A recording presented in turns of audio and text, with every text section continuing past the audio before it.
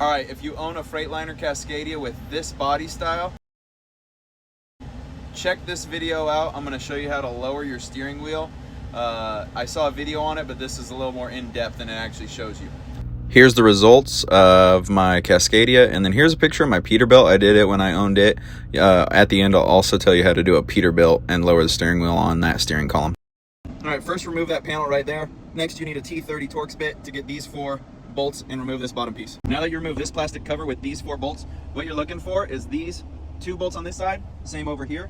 They actually go in this hole right here and this hole right here, and they'll go through and they attach to the column. I have them already removed because I've done this, so this won't look like yours when you open it up. Your bolts will be through those holes. You want to take those out and lower it. That will give you free movement from that piece, okay? But when you press on this, that's what lowers that other piece where the holes were. Or excuse me, where the bolts were through those holes. So anyway, you take those out. Now I recommend backing them out and kind of gripping, have it go underneath, but grip the bolt to the bottom side of this. I'll show you here in a second. Okay, so here's what I did. Once lowered, you put the bolt through its regular hole, but then also put a bolt through the top piece that moves. Now this is gonna clamp onto that. This is gonna prevent the actual column from shifting upwards. All right, here's eye level, and as you can see, it's firm. It's not going up or down at all because it's resting on the plastic and it's blocked by that bolt from going up. So it's gonna block it because this black piece locks in with the foot pedal. And then you're gonna have plastic here so it can sit and rest on the pedal, on the plastic, but it won't go above that little black piece that locks in. So anyway, see, because that bolt is kind of gripping it. So it's gonna move together still.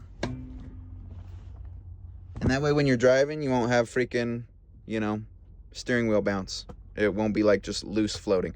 Anyway, hope that helps. Hope it gives you an idea of what to do if you want to lower the steering wheel. Here's a picture at the end. All right, here's the results, and here's how you do a 389 or 386.